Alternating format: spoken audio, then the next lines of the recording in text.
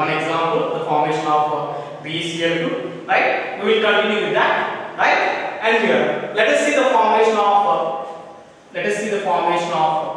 boron trifluoride, right? One more example. Here I am representing boron trifluoride. So BeCl2 with beryllium. Here B means boron. Don't get any confusion, right? And here, let us see. Like I said before, so the central atom is boron. Now consider the electronic configuration of central atom, right? And boron having atomic number 5. How can you represent electronic configuration? 1s2, 2s2, 2p1 are in CBSE model. So 2, 3, which means that there are 3 valence electrons are present. Similarly, if you take fluorine atom, atomic number 9 again, and those are 1s2, 2s2 and 2p5 are simply you can write 2, 7. 7 valence electrons are present. In the same manner, so take the central atom boron and here. So we have 3 valence electrons like this, 1, 2 and 3. If you take fluorine atom, right? If you take fluorine atom, so 7 valence electrons are present here. So that's why can I write like this? 1, 2, 4, 6 and 7. Now there is a bond formation between boron and fluorine atom. So between sharing of electrons leads to the one covalent bond here. Like that, how many fluorine atoms we require? We require 3. So for another fluorine atom, suppose here it is approaching from this side 2, 6, total 7. And another fluorine atom will approach the boron atom like this. And 7 like this. Now bond formation between these two. Bond formation between these two. Right? Now here, a total it can form, okay, boron atom can form 3 bond pairs only. Right? From this, remember this molecule having 3 bond pairs but not no lone pairs. But not any lone pairs, which means that no LP. No LP means no lone pairs, only 3 bond pairs. Suppose if you arrange 3 bond pairs like this, so between bond pair and bond pair, again you will see repulsions. So that's why in order to overcome such kind of repulsive forces between these 3, so then what is boron doing? So boron will direct the incoming fluorine atoms, okay, stay away from each other, which is maintaining 120 degrees bond angle. Remember, between any 2 fluorine atoms, there exists 120 degrees bond angle. There exists 120 degrees bond angle. I will show you here. So this is the black color is boron atom, the red color is fluorine atom. So now, in order to overcome repulsions, it is maintaining 120 degrees between these two 122 degrees. And here, so I will represent like this, right? And here, right? And here it is represented. You can see here central atom boron and fluorine like that. It is maintaining 120 degrees bond angle. If it is maintaining 120 degrees bond angle, then the shape of the molecule, this is the main point that was explained by VSEPR. Okay? Then the shape of the molecule is say trigonal planar. The shape of the molecule is trigonal planar. So it can exist in trigonal planar shapes. Like that it was explained. Next, so this is about boron trifluoride. Let us see one more. So that is formation of CH4, and here formation of CH4. Again, okay, consider the electronic configuration of carbon 1s2, 2s2, okay, atomic number 6, then 2p2, or you can simply in CBSE model 2, 4, a total of 4 valence electrons, right? So and hydrogen atom electronic configuration, atomic number 1, how can you write 1s1, okay, which means that, so just only, or you can write as 1 is the valence electron, one is the valence electron. Like that, 4 hydrogen atoms are approaching. Now represent 4 valence electrons of carbon with dot lines, with dot structures, with Lewis dots. Those we can call them Lewis symbols, like this. Now hydrogen is approaching with its valence electron. Here also one more hydrogen is approaching the carbon with its valence electron, right? And here one more hydrogen is coming with its valence electron. Again one more hydrogen atom coming like this. Now these 2 electrons are shared together, these 2 electrons are shared together, these 2 and these 2 are shared together. Total carbon is satisfied by 8 valence electrons, whereas hydrogen is satisfied by 2 valence electrons with duplet of configuration. So a total of carbon, a total of 4 bonds present, 4 covalent bonds present around carbon, and those 4 covalent bonds I can represent like this, right? Hydrogen and one more hydrogen like this, and here like this. Okay, right? And here like this. And if you can see here, so in order to overcome again repulsions, bond pair repulsions here. Remember, this molecule is also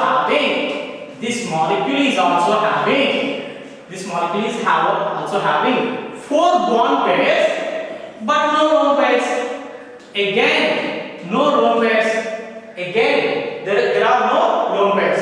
If there are no lone pairs, right, in order to overcome repulsions between bond pair and bond pair, so it can exist in tetrahedral manner, which means that it is maintaining between any 2 hydrogen atom, the bond angle is 109 degrees 28 minutes. The bond angle is 109 degrees 28 minutes it is maintaining. If the bond angle is 109 degrees 28 minutes, then the shape of the molecule is tetrahedral. The shape of the molecule is tetrahedral. Remember, so it explains the shape of the molecule, that is tetrahedral shape, like that. So and here I will show you here. So and here I am showing you. So the black color is, let's just imagine black color is carbon, and around black color, so we can see the red color, okay, balls representing hydrogen atoms.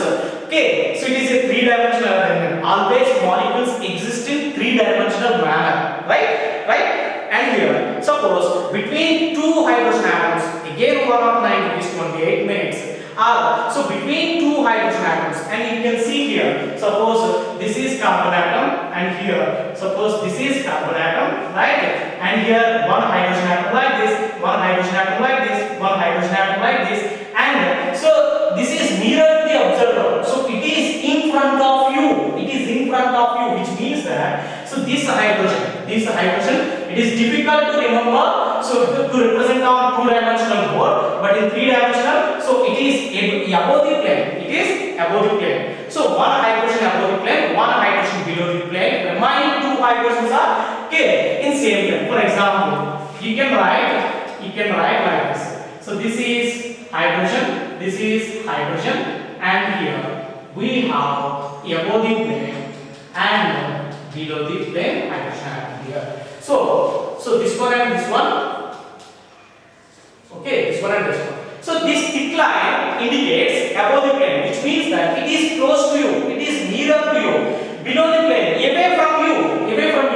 These dotted lines are indicating below the plane. Thick line is indicating above the plane, which means that it is in front of you, it is away from you. This dotted line indicating away from you.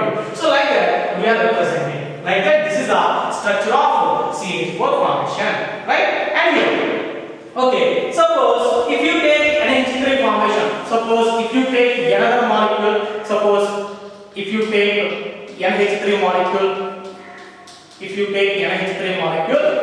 like this, so this molecule,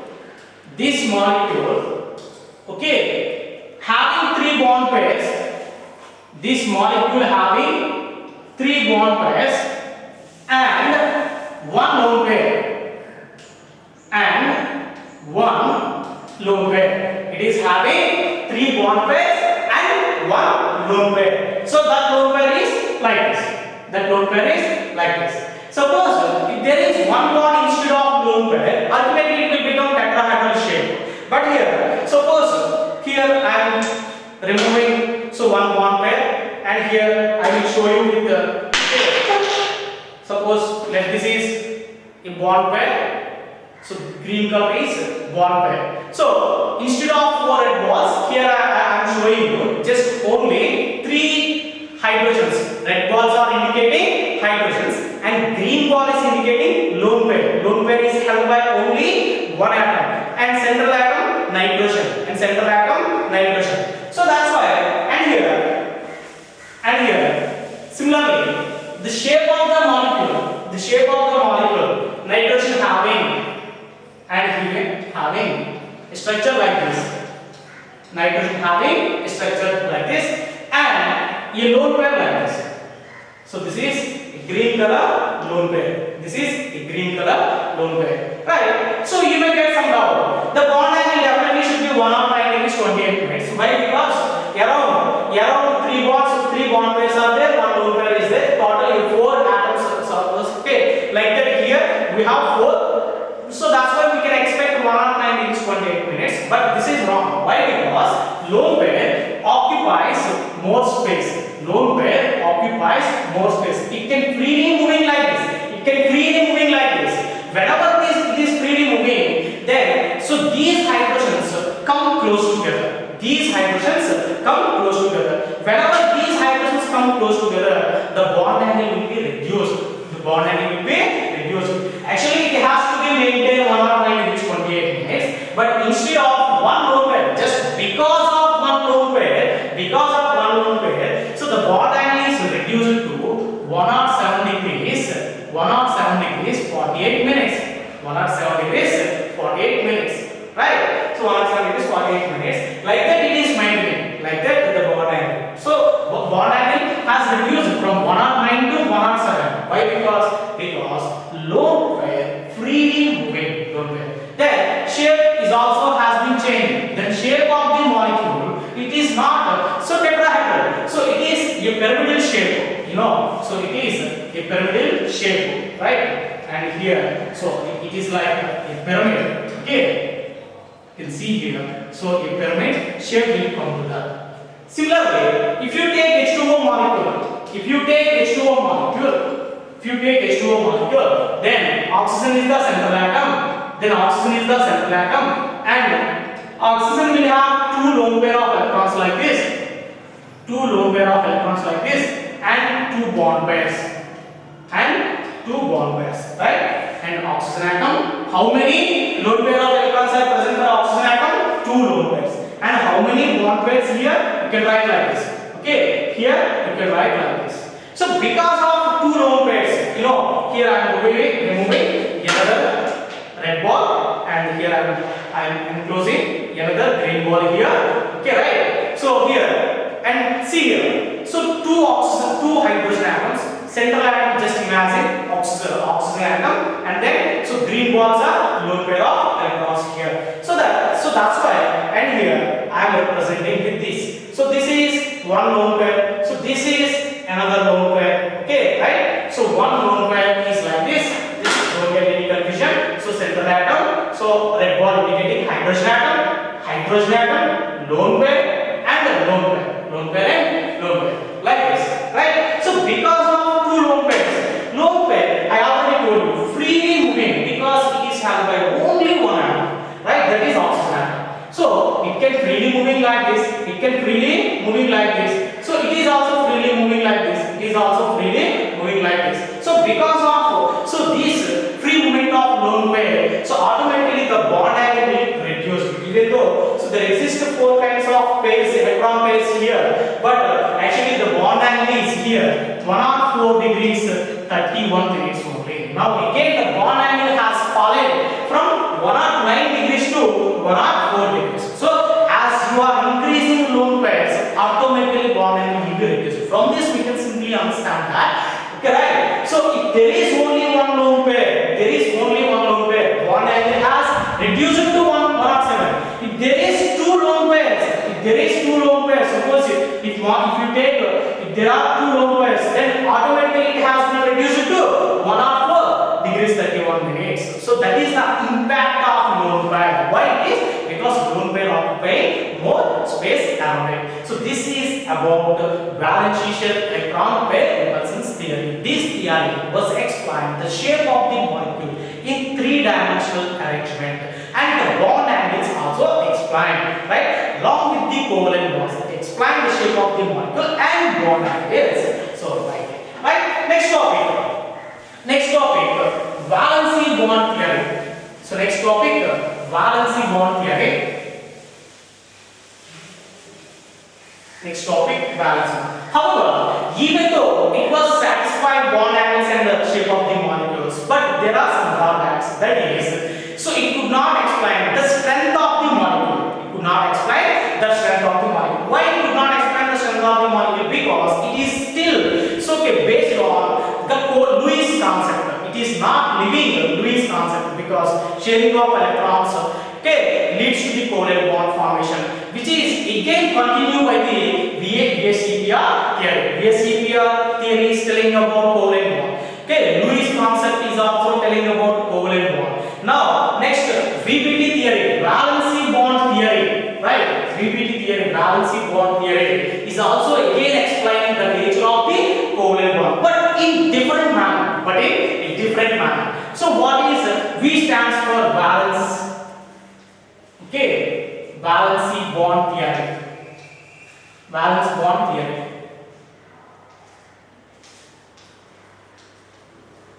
Right, valence bond theory, VBT theory. Right. So actually, it was proposed by Hitler and London. The scientist named London, but developed by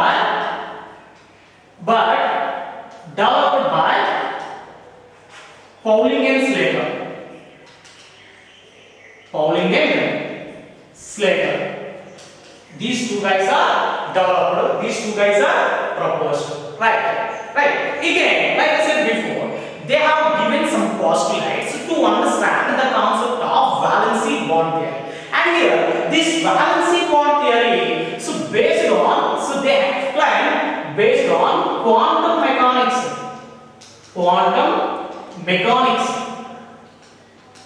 They are explaining valency bond theory based on quantum mechanics. Right. Let us see what are the postulates given by them. Postulates always tells you the points which tells you about what theory is about. Postulates, right? And according to valency bond theory, the first point is, right, covalent bond is formed by the overlapping of two atomic orbitals of valence shell. For example, here, so covalent bond always formed by,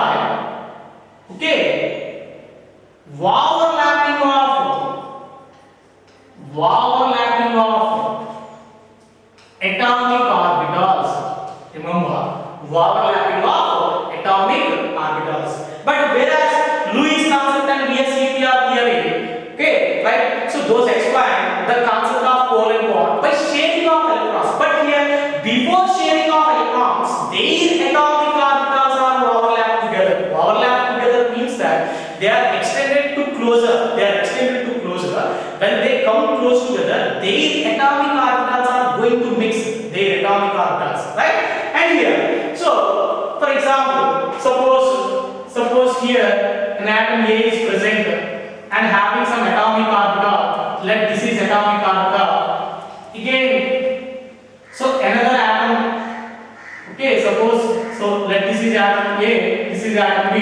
So it is also another atomic orbital. The atom A having one atomic orbital, atom B having one atomic orbital. So before sharing of electrons, when these two atoms are come close together, so their atomic orbitals will coordinate, will combine. So that is we are calling overlapping. That is we are calling overlapping. Okay, right? Overlapping of atomic orbitals will lead to the formation of covalent bond. That is the first point. So what type of overlapping takes place? What type of atomic orbitals will participate? So that is second point. Okay, only half filled. Remember, which is very important point. Only half filled. Only half filled atomic orbitals with opposite spin are involved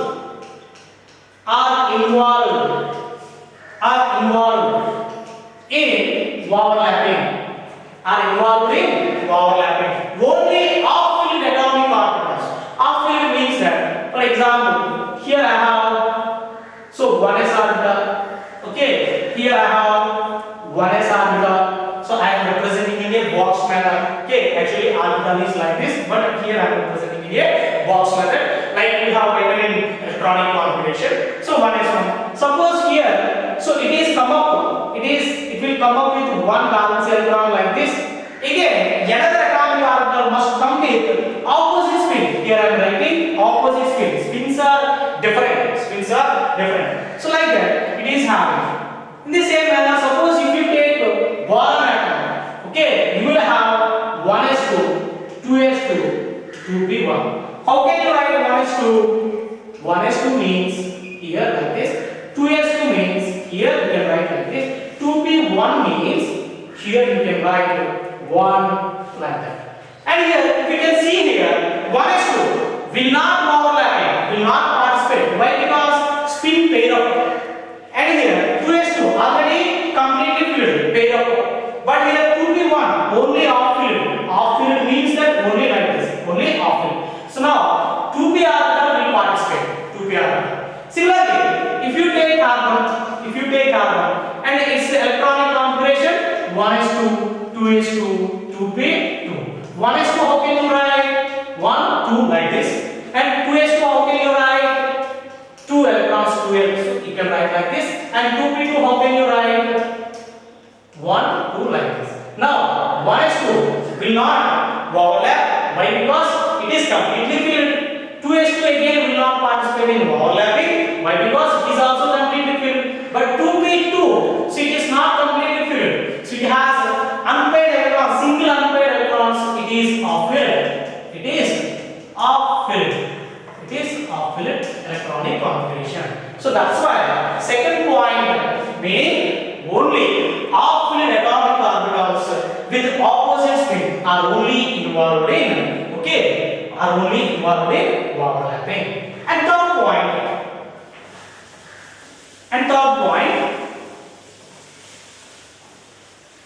point here I am writing third point. So third point, electron density concentrated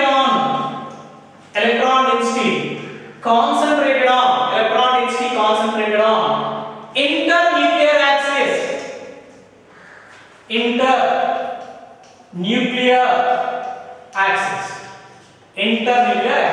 Let us see. So here this point is telling that what is electron density, which means that where electrons are sharing. So for example, this is atom A. Suppose this is atom A, right? This is center of the nucleus. It has one valence electron like this. And similarly, if you take another atom, suppose this atom is B. It is also having nucleus at center, and it is also having valence electrons. Now A and B approach together with opposite spin. Then what is happening? Then here those two atomic orbitals are overlapped together. This is nucleus, and here electrons are spin pair up. They are spin pair up. So this is electron density. Internuclear axis, nucleus axis. So this is one nucleus, between inter means two.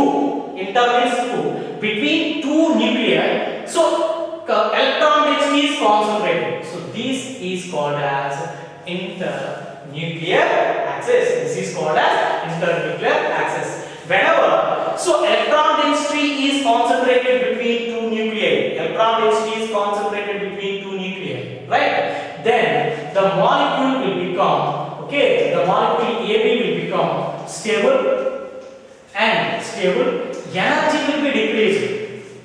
Energy will be decreased. If energy will be decreased, stability will be increased. So these two atoms having high energy, you know, high energy. Atoms are energetic, but molecules are less energetic. Molecules are less energetic, which means that they are very stable. When a molecule has been formed, automatically stability will come here, like that. So this is electron density, okay, concentrated on internuclear access. Right. Next, fourth point. Let us see the fourth point. So that is, the fourth point is, right? There are two kinds of overlappings present. Overlappings are two types. Right? One is called as axial overlapping. Okay. And another one is called as lateral overlapping. Axial is also called as head-on overlapping. So lateral is also called as sidewise overlapping. Right? So those two atomic orbitals, right? For example, so my hand is one atomic orbital, my hand is one atomic orbital. Suppose if they approach like this, this is called as axial overlapping. Right? So axial overlapping are head-on. So head to head overlapping taking place. So what is meant by sidewise overlapping? Now these two hands are sidewise overlapping. So like this. Okay, right? Like this. Okay, like this. So sidewise overlapping takes place. Sidewise. Okay. So these two hands. Okay. These two hands. Okay. Sidewise overlapping takes place. This is lateral overlapping or sidewise overlapping. So always, because of head-on overlapping, sigma bond formation takes place. Okay, because of head-on overlapping, sigma bond formation takes place. Because of sidewise overlapping, pi bond formation takes place. Right? So this is sigma bond, this is pi bond. Right? This is sigma bond, this is pi bond. Right? For example, to make you understand that. So this is an s orbital. Example, I will show you an example. This is s orbital and this is again s orbital of another hydrogen atom. Okay, s orbital are going to overlap with each other. Then, right? Then s orbital having spherical shape. And so this is called as SS overlapping. This is called as s orbital are overlap. So this is axial overlapping. They have no particular axis. So it doesn't have any particular axis, x-axis, y-axis, z-axis, not like that. So it is uniformly distributed, right? Spherical means that uniformly distributed. So uniformly, circle means that uniformly distributed. So that's why. So s orbital are axially overlap together. Then after that, suppose this is s orbital and this is p orbital. So the shape of p orbital is dumbbell, right? The shape of p orbital is dumbbell. The shape of this is p orbital, this is s orbital. Okay, this is p orbital and shape is dumbbell and s orbital shape is spherical shape. Now, if these two are parallel together, then also axial overlapping takes place. then also. So this is auxiliary. So from this, I can simply say that SS overlapping or SP overlapping always gives only sigma bond but not pi bond, right? Yes, SS, yes, can never give. Yes, can never give pi bond. Yes, can never give pi bond. Remember, SS overlapping or SP overlapping can never give pi bond, right? So this is SS overlapping. Suppose if you take p orbital, this is p orbital, this is p orbital. Now these two p orbitals are approaching each other. So then what is forming? So p orbital and here, right? So right here p orbital overlap together. So when they come close together, so they are side by side, sidewise. Okay, sidewise. So overlapping taking place between these two p orbitals, then leads to the formation of pi bond. But these two are leads to the formation of sigma bond. So there are two types of overlapping present between these two. Right? So this is about valency bond theory. So postulate for valency bond theory. And next point, fifth point. If overlapping, okay, greater the overlapping,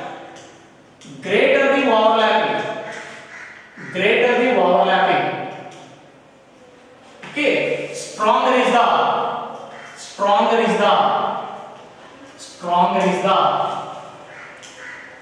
covalent bond. Stronger is the covalent bond. Which means that suppose if you have, here I have p orbital overlapping, and I have s orbital p orbital overlapping, and I have s orbital overlapping.